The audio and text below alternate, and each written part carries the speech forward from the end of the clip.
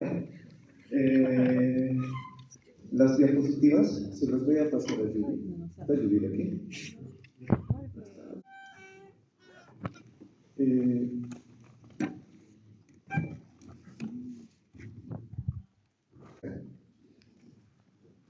Entonces vamos a ver que el sistema tegumentario, bueno, hace muchos años, antes de que se introduciera lo que viene a ser la microscopía, al tejido tegumentario no se lo conocía por completo. Entonces se pensaba que solo era una cubierta que protegía del medio externo a todos los tejidos que ya los tenemos de forma interna en nuestro organismo. ¿Sí? Pero ya bajo la microscopía vamos a ver que este tejido ya es considerado un órgano por todas las funciones que cumple. Entonces la piel, al igual que muchos otros órganos, va a empezar a generar una especie de metabolismo para generar algunos nutrientes o algunos componentes dentro de nuestro organismo. Uno de estos es, por ejemplo, la vitamina D, que gracias a los rayos del sol que vienen hacia la piel lo metaboliza y lo transforma en vitamina D. Entonces, gracias a eso, nosotros tenemos vitamina D, y la vitamina D es fundamental a nivel intestinal, por ejemplo, para la reabsorción de calcio. Si no hubiera vitamina D a nivel intestinal, por más que nos tomemos un montón de calcio, este no se reabsorbería a nivel intestinal. Y ustedes saben bien que el calcio es fundamental para la osificación, ¿no es cierto? Entonces, muy importante la piel ya como un órgano. Entonces, vamos a hablar del sistema tegumentario y vamos a ver que está conformado por la piel propiamente dicha.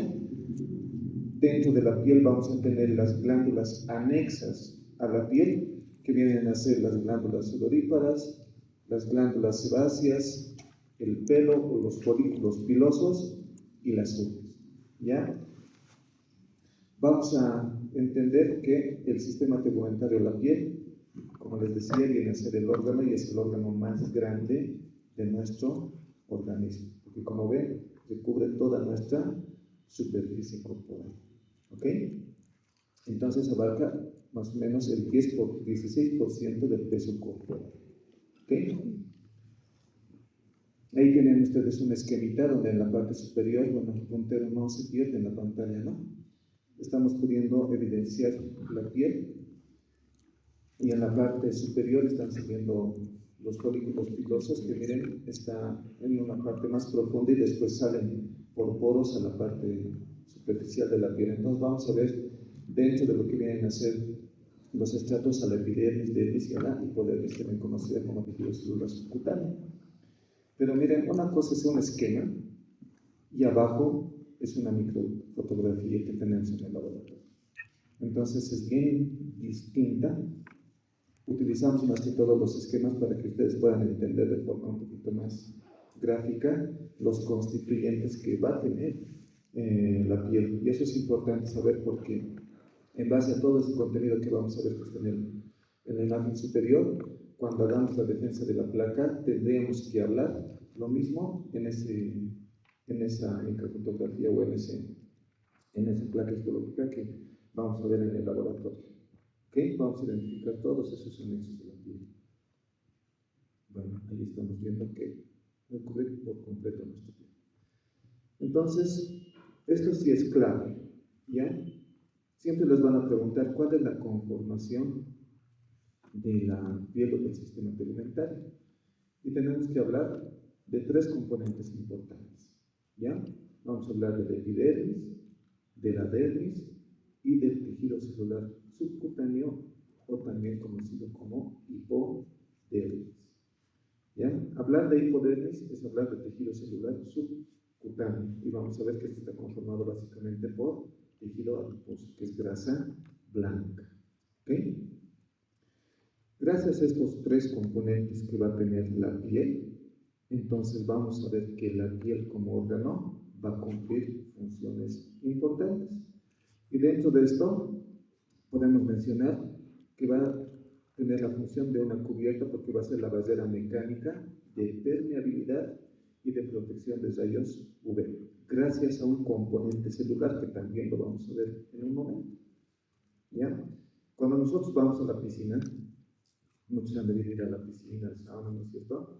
Y han podido ver que se empieza a arrugar la piel, especialmente la parte de las palmas de la planta de los pies, ¿no es cierto? Entonces, miren, se empieza a generar una impermeabilidad porque si nosotros nos introduciríamos a la piscina y sabemos que estamos en un gradiente de concentración más alto en relación a los tejidos de nuestro cuerpo, fácilmente el agua ingresaría a nuestros tejidos por ósmosis o por difusión, pero gracias a esta barrera que está conformada, que ahorita vamos a ver cada una de las capas, cómo están conformadas celularmente, va a generar una impermeabilidad, así que no cualquier cosa fácilmente de la parte externa atraviesa tejidos más profundos. ¿Ok? La parte en relación a los rayos ultravioleta también es fundamental gracias a la presencia de los melanocitos, por ejemplo, que son las células que le dan el color a nuestra piel. Vemos desde la parte de los asiáticos que tienen piel amarilla hasta la parte del África que tienen una piel más morena, ¿no? Son más negritos, entre comillas. Pero miren, esa abundancia de melanocitos en esa raza afroamericana, de los que tienen la piel más morena, es un mecanismo de barrera contra los rayos UV del sol que pueden predisponer a generar, por ejemplo, cáncer de piel. Y mucho más en los lunares.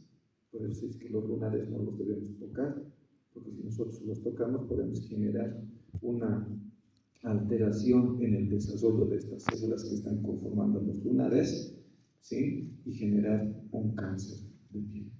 Y eso vamos a ver más adelante también, cuáles son los signos, que generalmente es pregunta de examen también, para poder identificar un lunar que se está transformando en un cáncer.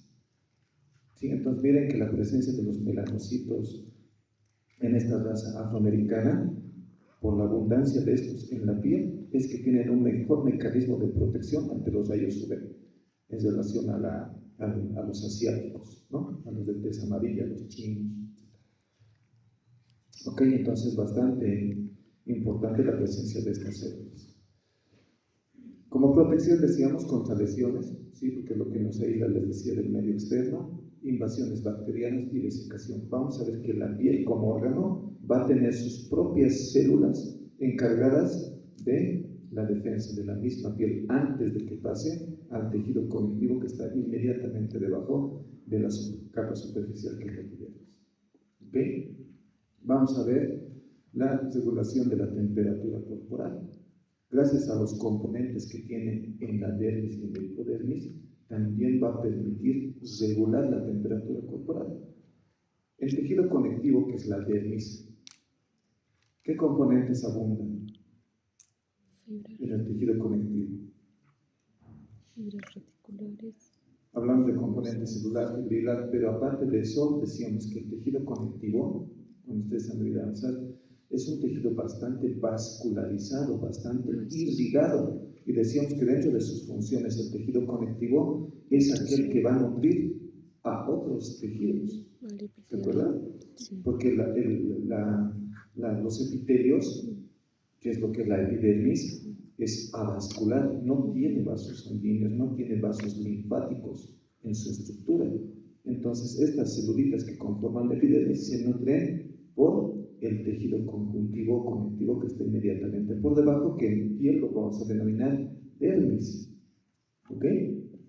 Entonces, al contener gran cantidad de vasos sanguíneos, estos vasos sanguíneos van a generar una vasodilatación o una vasoconstricción por receptores a nivel de la piel, que también lo vamos a ver más adelante.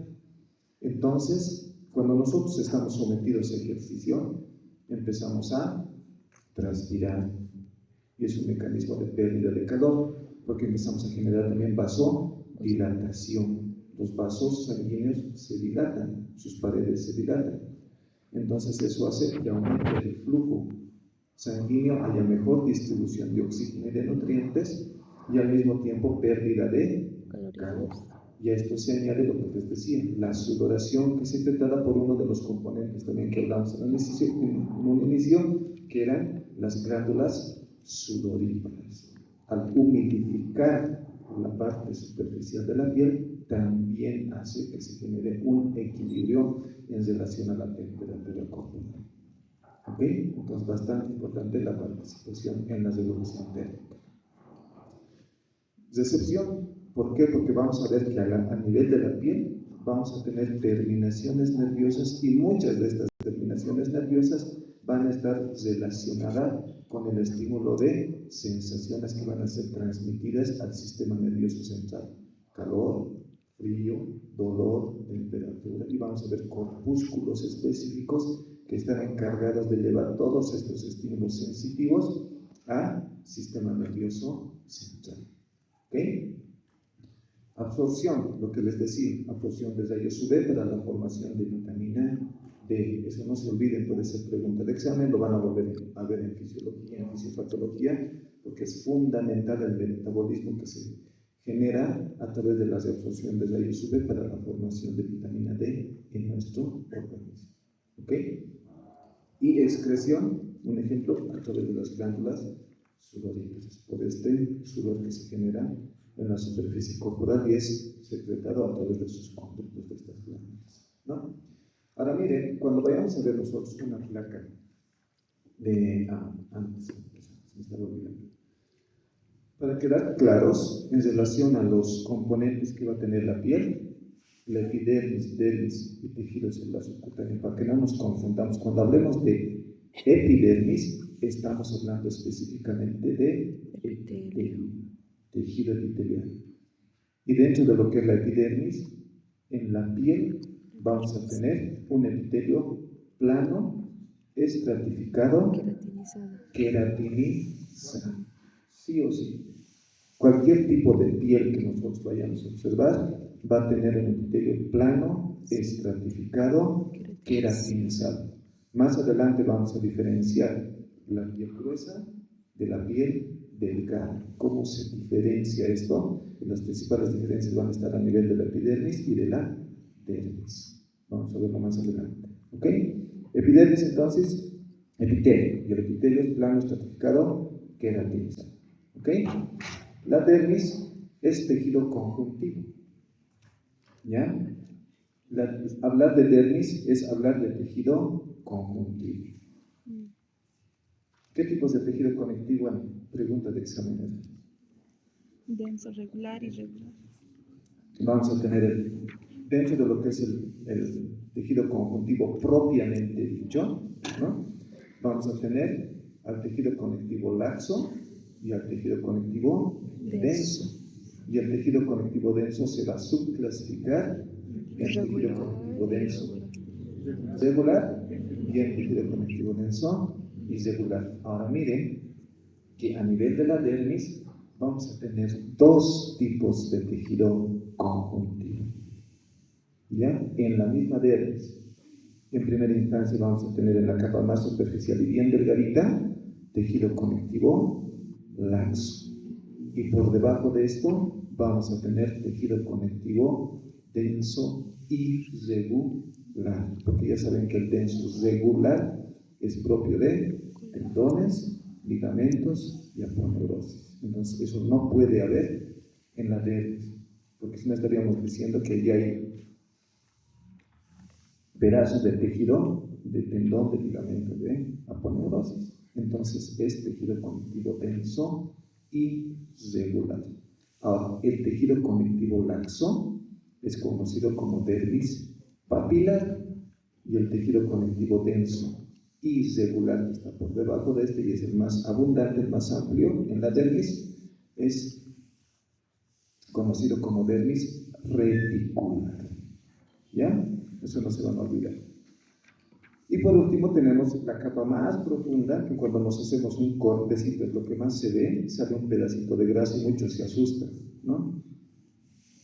Sale como grasita muchas veces. Entonces, eso no es nada más que la exposición del tejido celular subcutáneo, que es la hipodermis, que no es nada más que grasa blanca. ¿Ok? Ya saben ustedes la diferencia entre el tejido celular graso de la grasa blanca en relación a la grasa parda, con sus nombres también, ¿no es cierto? La multilocular y la unilocular. En este caso tenemos el tejido graso blanco, que es el tejido celular, las células denominadas uniloculares, porque están conformadas por una sola gota de grasa dentro de su citoplasma, ¿no es cierto? Entonces, miren, esos son los componentes básicos de lo que viene a ser la piel. A nivel de la dermis y el tejido celular subcutáneo, donde se van a ir a ubicar la mayor parte de los anexos de la piel que mencionábamos en un inicio: glándulas sebáceas, glándulas sudoríparas y folículos pilosos. Mucho más a nivel de la dermis. ¿Ok? Ya habiéndoles hecho entender esa parte de la epidermis, dermis y de la hipodermis, esto es lo que generalmente van a ir a observar ustedes a la microscopía. ¿Sí? Entonces les puede decir el doctor: esquematice la piel con todos sus componentes. Entonces tienen que dibujar a la epidermis, a la dermis y a la hipodermis. ¿Ok? Entonces, eso es lo malo, el puntero se pierde. Todo lo que está desde color violeta para arriba es la epidermis. Todo eso es el epitelio plano estratificado queratinizado. ¿Ok?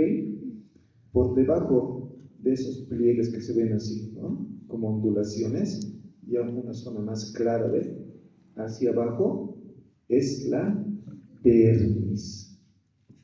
Todito eso que se ve es la dermis. No estamos viendo nada de hipodermis ni de tejido celular subcutáneo. Ahorita solo estamos viendo epidermis y dermis. Ahora, aquí quiero que entiendan estas interdigitaciones, esos pliegues que se están viendo así, de la epidermis a la dermis y de la dermis a la epidermis. Entonces estas las vamos a conocer como papilas dérmicas. La interfaz entre la epidermis y la dermis se forma con rebordes de la dermis que se interdigitan, dice, ¿no?, con invaginaciones de la epidermis llamadas crestas epidérmicas. Entonces les he puesto una C. Esas invaginaciones de la epidermis que están bajando hacia la dermis como deditos hacia abajo, esas son las crestas epidérmicas, ¿ya? Que puede ser pregunta de examen. En cambio,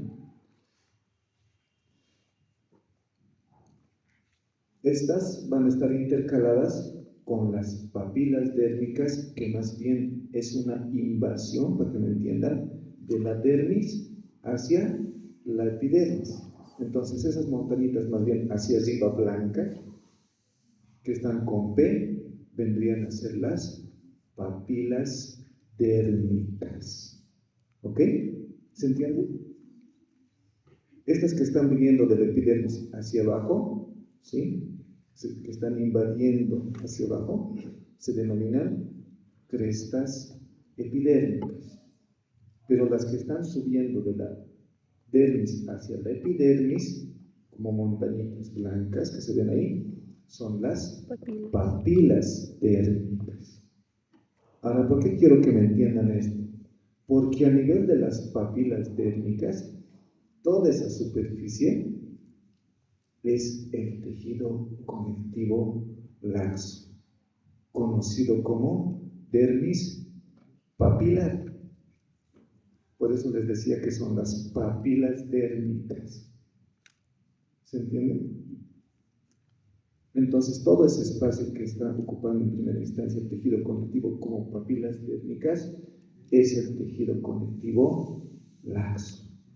Después, todo lo que está de ahí hacia abajo, que es lo más abundante, es la dermis reticular, que es tejido conectivo denso y regular.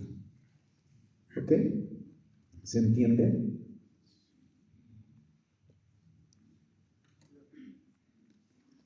A ver. Hemos dicho que la epidermis va a estar en la parte más superficial. Después vamos a tener a la dermis y después a la hipodermis. ¿Me escuchan? ¿Ahí atrás? ¿Sí? Entonces, la epidermis hemos dicho que va a ser un epitelio, va a ser epitelio plano, estratificado, queratinizado. ¿Sí? No hay donde perderse. Pero vemos que esta epidermis está generando como unas interdigitaciones hacia abajo, unos pliegues hacia abajo, ¿sí? Esas son las crestas epidérmicas, por eso está viniendo de la epidermis, crestas epidérmicas. Entre estas crestas epidérmicas hay zonas claras, ya como unas invasiones de la dermis hacia la epidermis, que es al revés, ¿se entiende?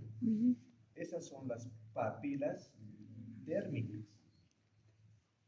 Entonces, estos espacios que se han formado aquí abajo como zonas claras son las papilas dérmicas y solo ese espesor es el tejido conectivo laxo, ¿sí? Que es conocido como dermis papilar. Por eso son papilas dérmicas, ¿ok?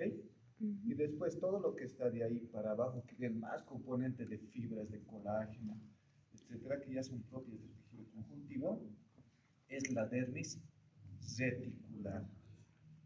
Perdón, es tejido conectivo denso irregular. irregular, que sí es la dermis reticular. Entonces, a esa parte del tejido conectivo denso irregular se le conoce como dermis reticular. Solo esa partecita que conformaba las papilas dérmicas es tejido conectivo laxo. Ahora, ¿por qué creen que se ha dispuesto así estos tejidos? El tejido conectivo laxo en relación al tejido conectivo denso irregular, que está mucho más inferior a la epidermis o a la epidermis. ¿Por qué? ¿Cuál sería la razón? ¿Por qué más bien el tejido conectivo denso irregular no estaría arriba y el tejido conectivo laxo abajo? ¿Cuál creen que sea la lógica? Está conformado el tejido conectivo laxo y cómo está conformado el tejido conectivo denso irregular. Hay predominancia de componentes. En el tejido conjuntivo laxo, ¿qué componentes predominan más en relación al tejido conectivo denso? Habíamos dicho que el tejido conjuntivo tiene tres componentes: un componente celular, un componente fibrilar y la sustancia fundamental amorfa. El componente fibrilar y la sustancia fundamental amorfa es conocido como matriz extracelular. Ahora, dependiendo de la predominancia de estos componentes en el tejido conjuntivo, vamos a poder diferenciar un tejido conjuntivo laxo de un tejido conjuntivo denso irregular. Y gracias a esto vamos a ver la funcionalidad que tienen estos tejidos. ¿El tejido conectivo laxo tiene más componente celular o tiene menos componente celular?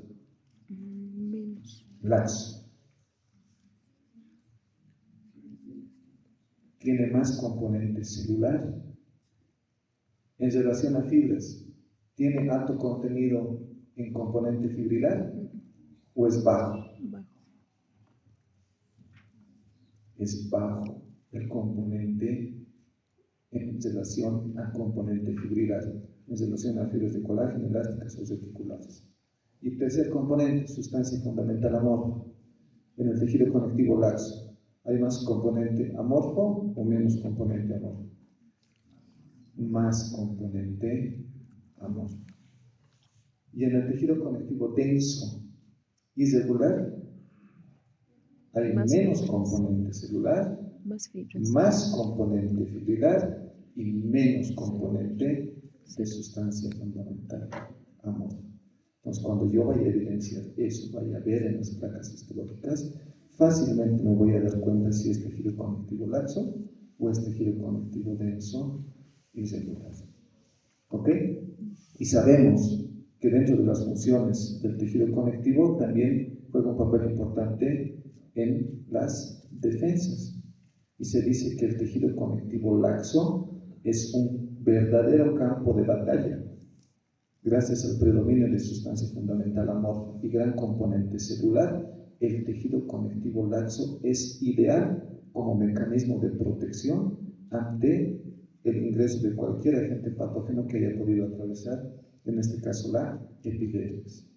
Entonces, por eso tenemos en primera instancia el tejido conectivo laxo y después tenemos el tejido conectivo denso irregular, donde hay más predominio de componente fibrilar y menos componente celular. ¿Ok? Ya, entonces esa es la lógica. Se entiende las papilas dérmicas y las crestas epidérmicas. Se entiende qué es la dermis papilar y se entiende qué es la dermis reticular y cómo están conformadas estas. Va a ser pregunta de examen. La dermis papilar posee tejido conectivo. Ustedes tienen que complementar. Ya se está haciendo rutinario en los exámenes, preguntas de complementación y dibujar esquemas. ¿No es cierto? Entonces no se olviden. ¿Dónde está la cara? No te preocupes, yo voy a cambiar de aquí. Listo. Ahora, ¿cuáles van a ser las capas de la epidermis? La epidermis, que hemos dicho que es epitelio, va a tener 5 capas, si estamos hablando de piel gruesa, y vamos a tener solo 4 capas si estamos hablando de piel delgada. Esa es la principal diferencia en epidermis de piel gruesa a piel delgada.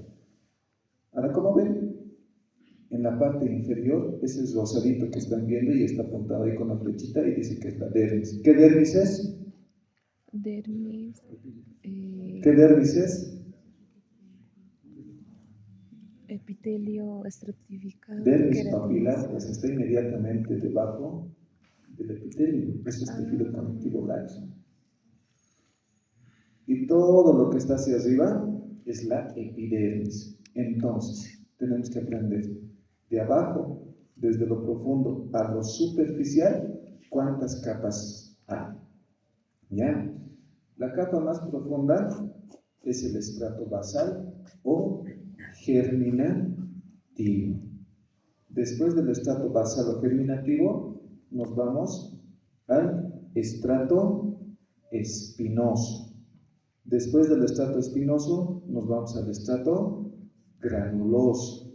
Después del estrato granuloso, nos vamos al estrato lúcido. Y por último, nos vamos al estrato córneo o descamático. Entonces, miren que la epidermis está conformado por 5 capas en la piel gruesa. ¿Ok? Y en la piel delgada, solo vamos a tener estrato basal o germinativo, estrato espinoso, estrato granuloso y estrato córneo. Desaparece el estrato lúcido en la piel delgada. Una principal diferencia en la epidermis. Ahora vamos a ir viendo cada una de estas capas. ¿Ok? Me van a hacer un favorcito, se tienen que controlar las teóricas, porque saben que van a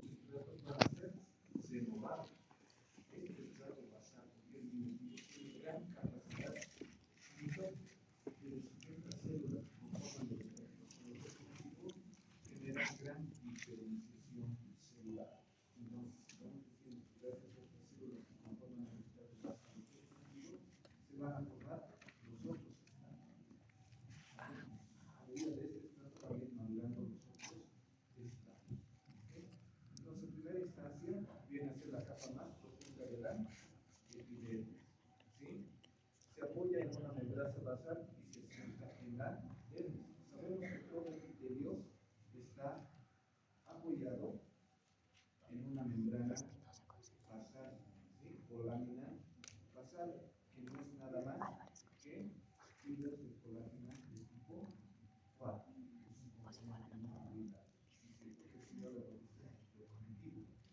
¿Qué uniones celulares generan de la epidermis a la dermis? ¿Cuál es el tipo de unión celular en el dominio basal de los epitelios? Los desmosomas. Entonces, todas esas células que están en contacto con el tejido conectivo hacia su membrana basal están unidas a través de desmosoma. Se forman interdigitaciones con la dermis y hemos vamos a denominar crestas epidermis, ¿no es cierto? Consiste en una capa de células ovoideas cilíndricas bajas con actividad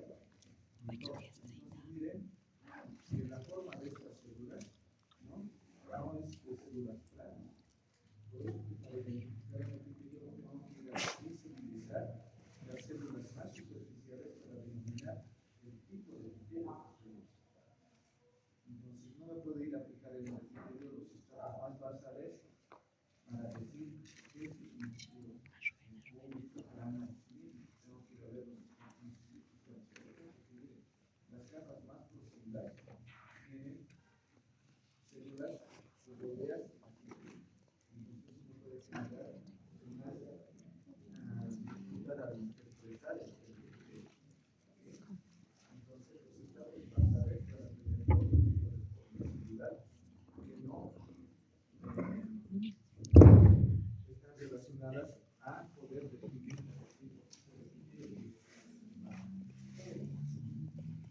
unidades celulares, como dice, van a estar unidas por desmosomas entre sí, entre las células, pero a nivel del estrato basal hacia la lámina basal, van a estar unidas por hemi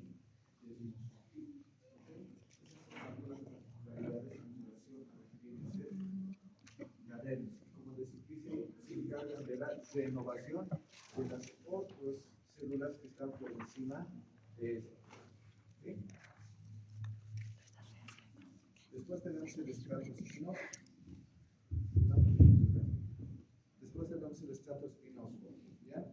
El estrato espinoso es el más amplio en la epidermis. ¿Ya?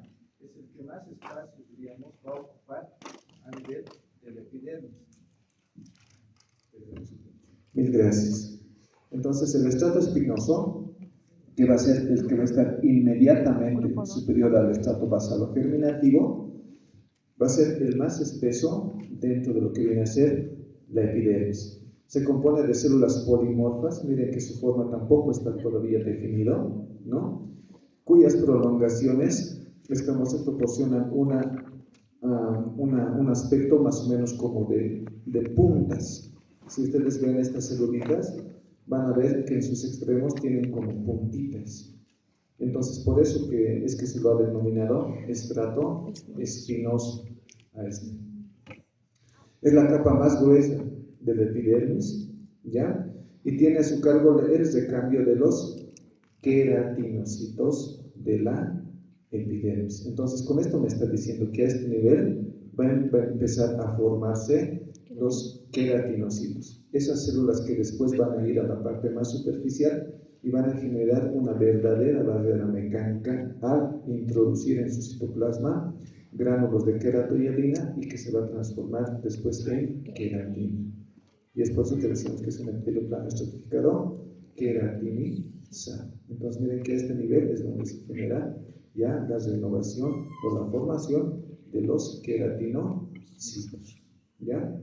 Conforme los queratinocitos se mueven a la superficie a través del estrato espinoso, continúan su producción de tonofilamentos que se agrupan en ácidos llamados tonofibriles, que van a estar ubicadas en el citoplasma y le van a adquirir un aspecto eosinofílico. Ya, entonces con eso me está diciendo que va a tener apetencia a la eosina cuando yo esté utilizando la tinción universal. ¿Ok? Entonces su citoplasma se va a ver más rosado. ¿Ok? Las células del estrato espinoso contienen también gránulos de recubrimiento de membrana que vienen a ser los gránulos laminares que poseen sustancia lipídica. Entonces esta sustancia lipídica que vamos a encontrar dentro de su citoplasma también en estas células es también lo que va a generar la impermeabilidad a nivel de la epidermis. ¿Ok? Después vamos a ver al estrato granuloso, que ya está un poquito más superficial y es bien importante observar este estrato. Ahorita vamos a ver. Se compone de 3 a 5 capas de células aplanadas que contienen gránulos de queratohialina. Entonces, miren, a medida que van subiendo estas celulitas, se siguen impregnando dentro de su citoplasma de queratohialina. ¿Ya? La capa más superficial de la epidermis en la que las células aún tienen núcleo. Entonces, ¿dónde me tengo que ir a fijar el epitelio cuando esté viendo epitelios planos estratificados queratinizados? Tengo que ir a fijarme en este estrato. ¿Por qué? Porque los otros estratos, las células, ya no van a tener núcleo. Todos los organitos citoplasmáticos, sean membranosos y no membranosos, y el núcleo en los otros estratos va a desaparecer. Por lo tanto, la estructura como tal de la célula ya no se la va a ver bien a la microscopía. Entonces, aquí es donde voy a poder identificar. Y si notan ustedes, Se ven clarito células planitas con un núcleo central. Entonces, gracias a eso yo me voy a dar cuenta de que este es un epitelio plano estratificado y por lo que tiene arriba queratinizado. ¿Ok? Entonces, no se olviden que hasta el estrato granuloso, estas células van a conservar su núcleo. Desde el estrato lúcido y estrato córneo está ausente organitos citoplasmáticos y núcleo en las demás células. ¿Ok? También va a tener gránulos de recubrimiento de membrana. El contenido de estos gránulos se libera mediante exocitosis. Ya saben ustedes la exocitosis. Forma láminas de sustancia rica en lípidos que actúan como barrera impermeable en las funciones de la piel. ¿Sí? Lo mismo que estamos mencionando de los otros estratos. Esta capa impermeable impide que las células superficiales a esta región se bañen en un líquido extracelular acuoso abundante en nutrientes y en consecuencia acelera su muerte. Entonces, con eso nos está diciendo que ya de aquí arriba, al haber perdido su núcleo, al no tener organitos citoplasmáticos y al generar esa impermeabilidad, entonces los nutrientes que venían del tejido conectivo laxo, entonces ya no van a llegar hasta los estratos lúcido y estrato córneo, por lo tanto van a ser nada más células muertas. ¿Ok? Entonces toda la oxigenación, toda la irrigación va a llegar más al estrato granuloso. Va a llegar hasta el estrato granuloso, ¿sí? Y también ya no tiene sentido que más componentes en relación a oxígeno y nutrientes lleguen a... ¿Tienen anatomía? ¿Qué grupos? A las 9 tienen. ¿Por qué se están retirando? Y como decíamos, ya son células muertas y en estas ya no vamos a encontrar núcleos citoplasma. La siguiente clase les voy a pedir que los grupos que tienen anatomía se sienten en la parte posterior para que no perjudiquen esta parte. ¿Okay? Entonces el estrato lúcido vamos a encontrarlo, como dice ahí, solo en la piel gruesa. ¿Sí? En la piel delgada ya no hay estrato lúcido. Les decía que esa es una de las principales diferencias en la epidermis para diferenciar piel gruesa de piel delgada. ¿Okay? Contienen filamentos de queratina. Lo mismo, ¿no? Entonces, a medida que van subiendo estas células hacia la superficie, se van impregnando en su citoplasma de gránulos de queratohialina. Y al llegar ya a la capa más superficial, esto se va transformando en queratina y es lo que va a conformar todo ese mecanismo de protección de pura queratina en este epitelio. ¿Okay? Después tenemos el estrato córneo, ya que es el último estrato que también se lo denomina estrato descamativo. Aquí las células se van desprendiendo cada cierto tiempo, vamos renovando nuestra población celular. Entonces se va a integrar de varias capas de células muertas aplanadas. ¿Sí? Estas células carecen de núcleos y organelos, como están observando ustedes ahí. ¿No? Entonces ninguna de esas células posee núcleos. Entonces son células que ya no son funcionales. ¿Okay? Células situadas cerca de la superficie de la piel, llamadas células escamosas o córneas, y pierden sus desmosomas, y gracias a eso es que se esfacelan, se desprenden unas de otras y se van desprendiendo de nuestra piel. ¿Okay? Entonces, estos son los 5 estratos que tenemos que aprender de memoria para poder esquematizar cuando les pregunten en el examen. De seguro va a entrar, esquematicé la piel y sus capas. Entonces ahí está la diferencia entre piel gruesa y piel delgada. En la piel gruesa vamos a tener los 5 estratos que hemos mencionado en este momento. En la piel delgada vamos a tener solo 4 estratos. Y si ustedes pueden observar, el estrato córneo es más amplio en la piel gruesa y en la piel delgada se limita a una pequeña cantidad de queratina. Sí, sí pueden notar ustedes la diferencia entre las dos placas que estamos viendo. Sí. Ya en el tejido conectivo, ¿qué tenemos que ir a fijarnos, y esto es bien importante. En el tejido conectivo les decía que vamos a encontrar los anexos de la piel, glándulas sebáceas, glándulas sudoríparas y folículos pilosos.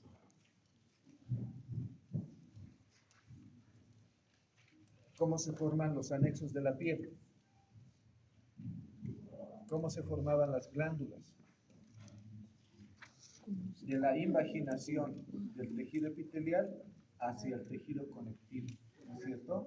Entonces, estas células que están en la epidermis se van introduciendo al tejido conectivo, se aíslan y de ahí van a desarrollar o glándulas sebáceas, o glándulas sudoríparas, o folículos pilosos, ¿ok? Ahora, vamos a tener nosotros piel delgada cubriendo todo nuestro cuerpo, a excepción de palmas de manos y plantas de pies, ¿ok? Entonces, solo en palmas de manos y en plantas de los pies voy a tener piel gruesa, ¿ok?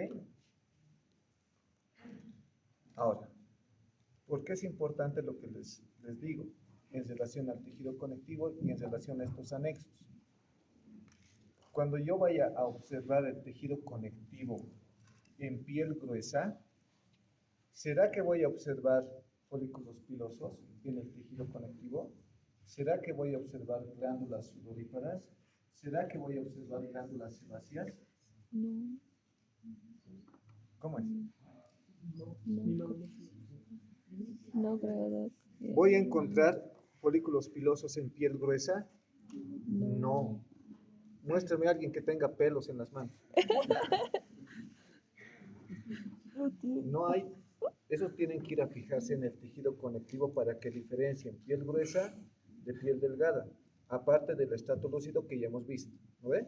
Sí. Pero ahora estamos viendo tejido conectivo y en relación a esto sus anexos. Entonces, en el tejido conectivo, en la piel gruesa, no voy a encontrar folículos pilosos, ¿ok? Voy a encontrar glándulas sebáceas. No. Tampoco voy a encontrar glándulas sebáceas. ¿Por qué? Porque como vamos a ver más adelante, las glándulas sebáceas, sus conductos drenan hacia el tercio medio del folículo piloso. Entonces tampoco voy a encontrar bajo la microscopía en tejido conectivo glándulas sebáceas.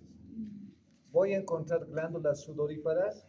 Sí. Un montón. Y de eso se van a acordar cuando les toque exponer, ¿no ve?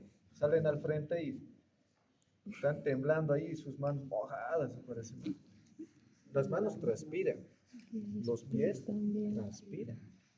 Entonces, más bien en piel gruesa voy a encontrar en el tejido conectivo un montón de glándulas sudoríparas. Más adelante les voy a mostrar unas microfotografías, unas fotografías para que identifiquen a las glándulas sudoríparas.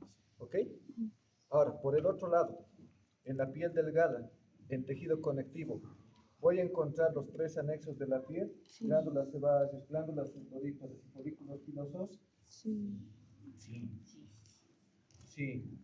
En piel delgada sí voy a encontrar los tres anexos de la piel, más folículos pilosos y más glándulas sebáceas. Y glándulas sudoríparas, dependiendo a la región del cuerpo, sí en unas áreas voy a poder identificar. ¿Ok? Entonces, esa es otra diferencia fundamental en relación a piel delgada. ¿Por qué? Si en el examen les ponen esquematice piel delgada con todas sus partes, entonces harán pues en la epidermis sus cuatro estratos y en el tejido conectivo pondrá dermis papilar, dermis reticular y dibujarán los tres anexos de la piel, glándulas sebáceas, glándulas sudoríparas y folículos pilosos. Pero si les dicen esquematice piel gruesa, entonces ya no puedo poner yo ahí un folículo piloso, no puedo poner una glándula sebácea. ¿Se entiende? Sí voy a poner en el tejido conectivo unas glándulas sudoríparas, ¿sí? Y sí va a tener los 5 estratos en la epidermis.